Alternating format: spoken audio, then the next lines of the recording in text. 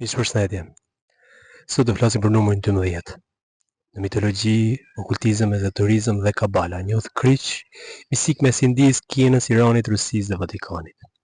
Numri 12 është një nga simbolet më të lashta dhe të shenjta, një portë e fshehur drejt mistereve të kozmosit. Ai nuk përfaqëson thjesht një numër, por një harmoni kozmike që gjendet në traditat shpirtërore të Indisë, Kinës, Iranit, Rusisë, Vatikanit e madje edhe në thellësitë e kabalës hebraike. Ky numër rrog gjithçka, nga ciklet e natyrës deri te urtësitë sekrete që rrjedhin përmes shekujve. Në Indi numri 12 shfaqet në 12 aditat, perënditë diellore që rregullojnë ritmet e vitit dhe jetës. Janë 12 jortlinga të Shivës, portat e shenjta që lidhin botët njerëzore me energjitë hyjnore. Ky numër përcjell ndjenja në një cikël të përsosur, një rreth të pambarim, ku çdo fillim është edhe një fund. Në Kinë le të flasim. 12 përfaqëson kafshët e zodikut dhe ciklin e 12 vjeçar të kalendarit hënor. Një vallëzim harmonik mes Yin dhe Yang. Ky numër përmbledh udhësitë e lashta, taoiste, mbi balancën, rrjedhjen e kohës dhe fatin e pandryshueshëm që përsëritet gjithnjë e përsëri. Le të flasim për Iranin. Në Iranin e lashtë numri 12 gështohet me zoratizmin.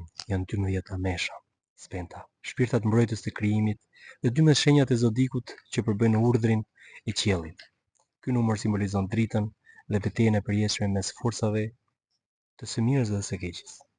Në Rusi, mitët slave ruajnë një lidhje të thellë me numrin 12, nga 12 apostujt e Krishtit deri te rrathat e shenjtë që përfaqësojnë harmoninë shpirtërore.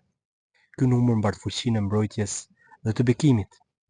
Në Vatikan numri 12 shfaqet kudo, në traditën katolike, 12 apostujt që përhapën dritën e Krishtit dhe 12 portat e Jeruzalemit qiellor. Ky numër nënkupton një rend të shenjtë e të përkryer, një bashkim mes qiellores dhe toksores. Në Kabala numri 12 fiton një thellësi mistike edhe më të madhe. Ai përputhet me 12 konfigurimet e pemës së jetës dhe me 12 rrugët që lidhin sefirët, portat e njohurisë hyjnore.